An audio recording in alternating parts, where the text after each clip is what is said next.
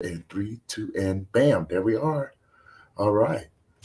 So oop, go live. Yeah, move. Okay. Not quite sure why that went that way, but yeah. All right. So yes, we are live now. StreamYard's been doing its own thing, girl. So how you doing today, Oh, Sarah? yeah, I'm pretty good, thanks. Yeah, it's a nice sunny day here, so always feels Oh, the sun shining. I want some sun. I really want some sun. We got snow and wind and cold. I don't like all of that Oh, stuff. yeah. No, I don't like all of that stuff. So no, I'm glad that you're here today. I'm glad to have you on and see your face today and talk about a little bit about what you're going to be doing for the conference. So for everyone that's tuning in today, this is Sarah James. She's a second time presenter, correct? Yeah. Yeah, she was here last year. So if you guys didn't see the conference last year, she did amazing workshop presentation, and so she's here again this year. And so yeah, Sarah, how you doing? Yeah, I'm good, thanks. Yeah, glad to be here. I'm very excited to be part of the conference second year around. Yes, yes, yes. We got a lot of great things going on this year as well. You know, a lot of great Mhm. presenters, a lot of amazing people, and so I'm really looking forward to. I'm excited. I don't even know what everybody's doing, so I'm really excited about that. Right? Yeah. You would think I would know, but no, no, not at all.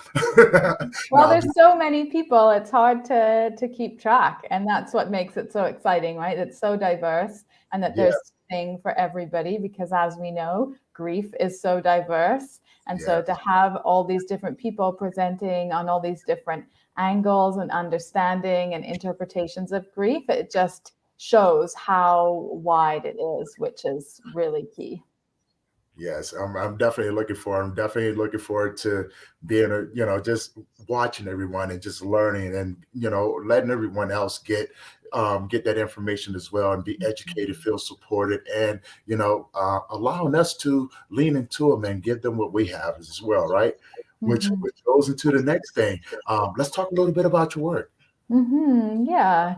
Yeah. So I'm an embodiment and mindset coach and yoga teacher, and I help fellow childless, not by choice women integrate grief and reconnect with themselves and their bodies so that they can feel like life has possibilities and that they can create a life of purpose and meaning, even without the children that they wanted. Wow, I like that. Child loss is a horrible thing to have to go through. Don't wish that on anyone, especially if you lose a child through miscarriage or through stillbirth or anything like that. Mhm. Which, wow, how did you get into this work? Yeah, it was primarily through my own experience. My journey to childlessness includes multiple pregnancy losses, a long period of unexplained infertility, and then a chronic illness that led to a hysterectomy. So that was about 5 years ago that I had that surgery. And sort of since once I had the surgery, it was sort of almost permission to begin grieving fully Hmm. because when before having the hysterectomy, there was still always a chance and trying to have a baby or carry a baby to term. And so I felt like if I let myself fully grieve, it was almost giving up hope. And so once I had had the surgery, it became very apparent that grieving was necessary. And so through that grief experience, I realized that there wasn't a lot of support out there for women experiencing, particularly what I was going through and what I had experienced. And being a longtime yoga teacher and being very connected with the mind body and mind body healing, mind body integration, I also saw a gap in making that connection between healing your heart, healing your emotions, but also healing the relationship with your body after pregnancy loss and chronic illness. Wow, wow. Now you presented last year. Mhm. What was your presentation on last year? Yeah, so I did a presentation on tender self compassion. I truly believe that to fully allow ourselves to grieve, we have to have a huge amount of self-compassion. Mhm. There's lots of messaging out there around grief. Grief should look a certain way, and it shows up only as, sadness, and that it's for a short period of time, that kind of thing. Yeah. I don't believe any of those. More. Through my own experience and through witnessing the women that I work with, but also friends who have been going through grief. And so I believe that self-compassion is a sort of primary skill that we need to have to be able to let ourselves grieve. So I did the presentation on that, the tender side of self-compassion. So this year, I'm going to add to that, and we'll do a brief overview of the tender self-compassion, and we'll do a tender self-compassion practice. But then there's another side of self-compassion that is known as fierce self-compassion, Okay. which is sort of how we act and alleviate suffering in the world around us.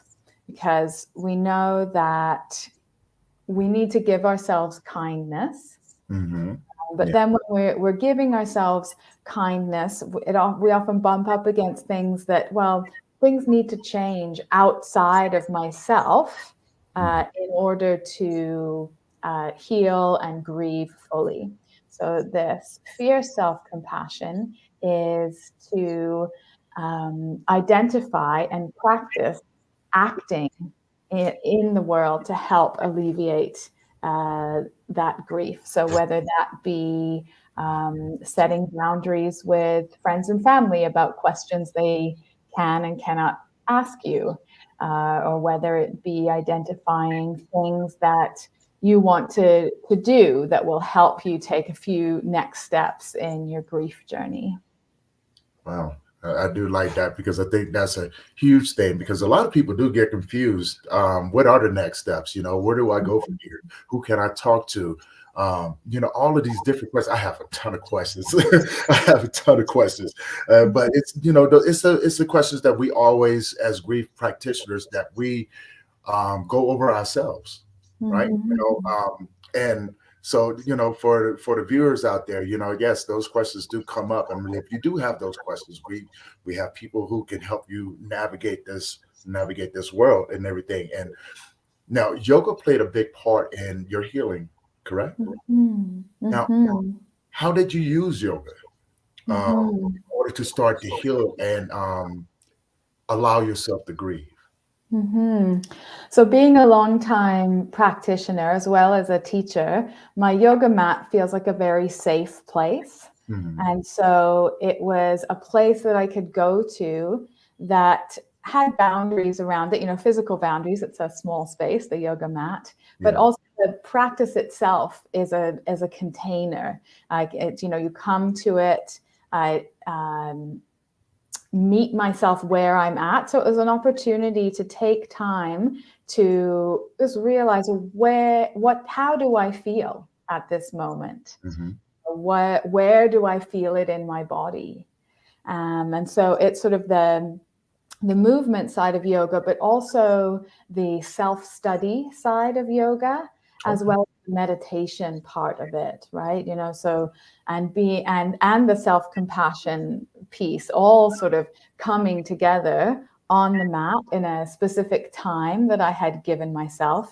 Say I'd do my practice and it's 20 minutes in the morning, so I knew that was a time that I could go and be on the mat, be with myself, and figure out what I needed, like what did I feel like in my body? So how did I want to move? Sometimes I didn't move at all. I wasn't interested in moving. I just wanted to sit there or lie there, cry, write.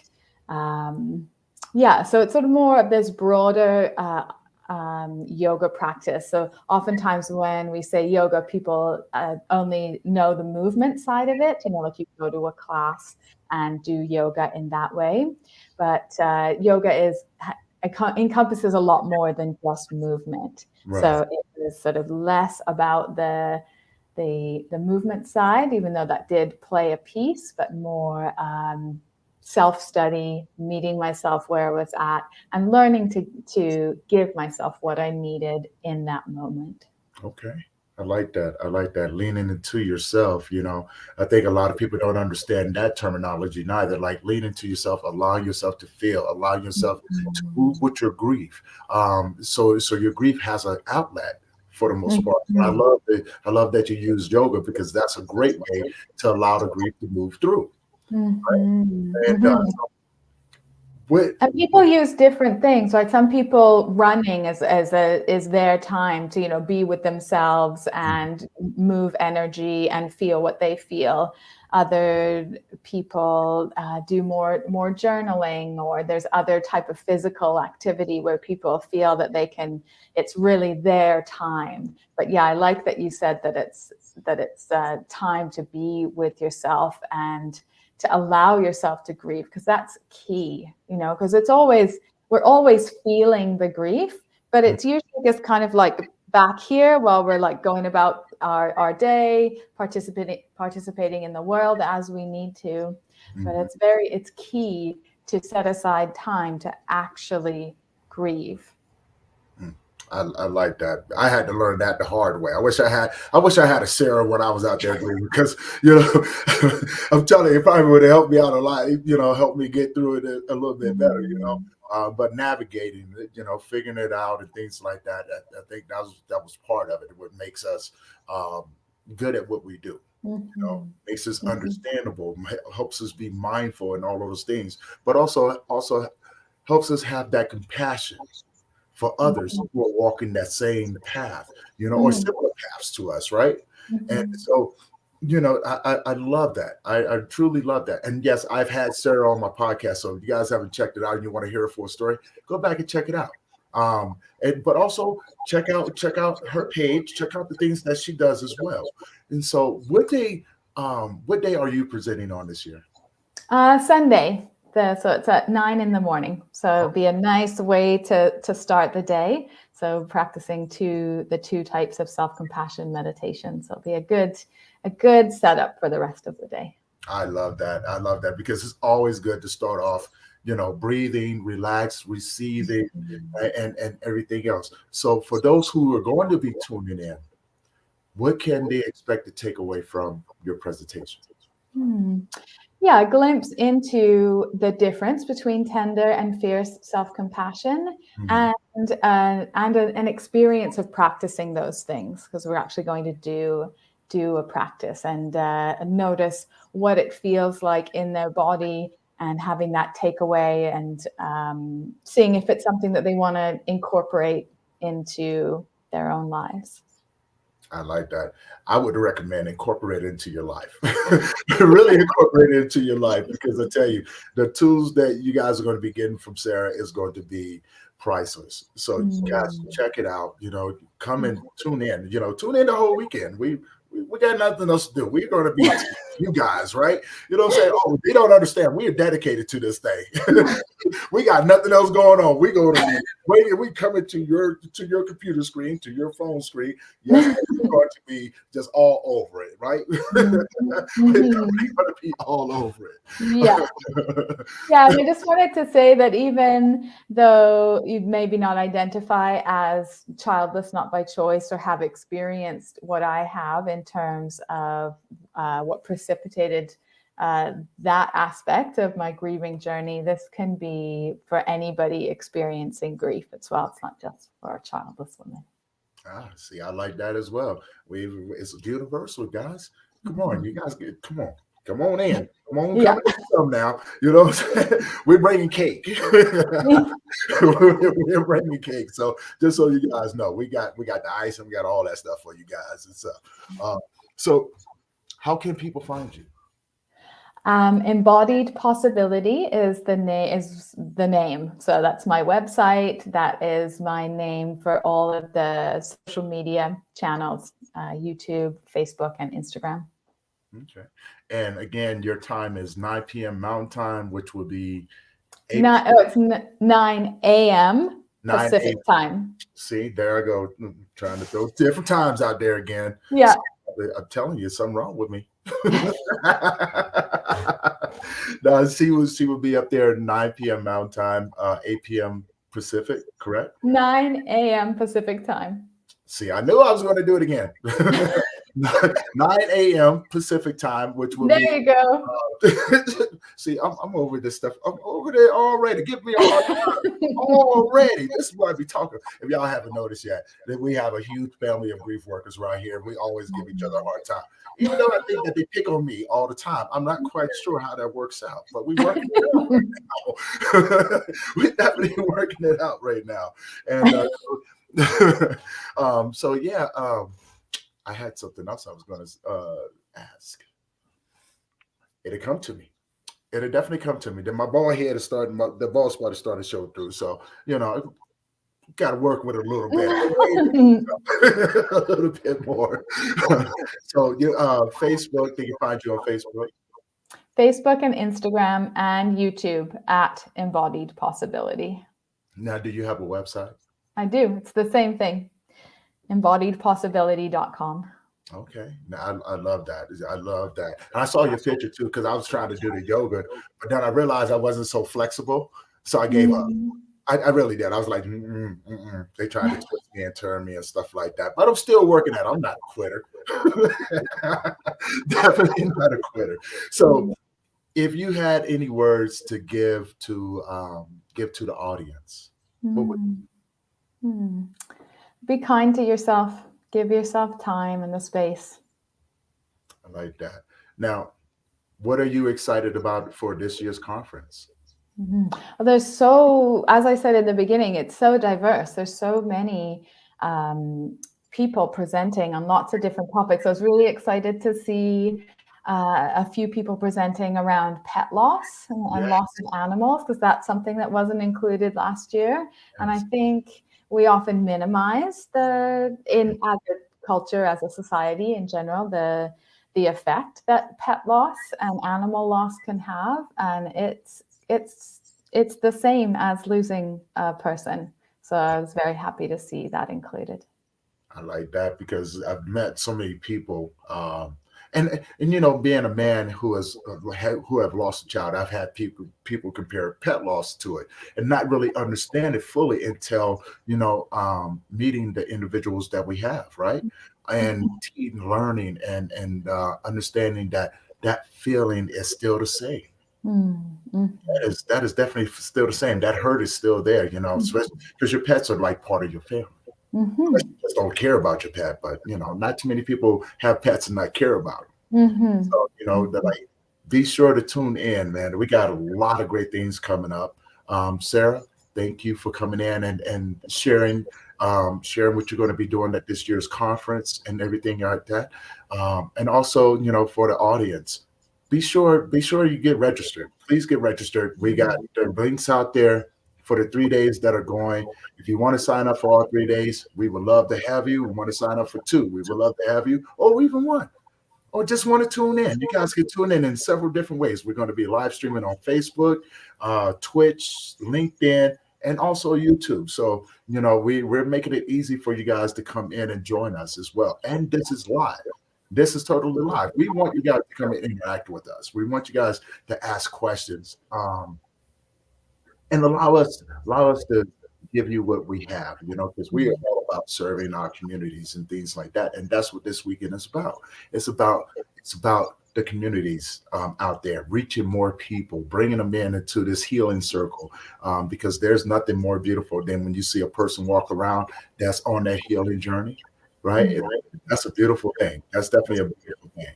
And now, with that being said, I want to thank everybody for tuning in. Thank you very much. Sarah, thank you for coming in and sharing about your presentation. But also, it's always great to see your face, man. It's always great to see your face. No, thank you. Yeah, lovely to see you too. Yeah, and with that being said, you guys stay tuned. We got some more great presenters coming up and everything. Find Sarah on Facebook. Go to her website. Are you receiving donations? No. Oh, see, I was gonna see, but even if she don't want to, you guys go and help her out, support her and everything. Throw some donations her way, you know what I'm saying? Because hey, we do all of this stuff for free. right? We're doing all of this stuff for free. So allow us to support you. Come in and support us. Even if you don't want to give donations, that doesn't even really matter. Just come and have fun with us, right? We got a 3-day weekend. Like I said, April 28th, April 29th, and April 30th. Sarah will be presented on Sunday, April 30th, 9 a.m. Yes. Yeah, see, I told you I was going to get it. So, see, we'll be presenting, and you guys will see a schedule that we have coming out too, with the pictures. The website is coming up soon, so you guys be able to go to the website, check out the presenters, go to their sites as well, and learn. Come and play with us, man. Come and heal with us. This weekend is about you guys. Now, with that being said, thank you guys for tuning in, sir. Thank you for being a part of this today, and we're looking forward to more. We're definitely looking forward to more. And yeah, you guys, thank you for allowing us to support you a lot, and also supporting us. This weekend's going to be a great weekend. It's all about healing and support, love, and receiving. So, come and join in. And with that being said, we are out.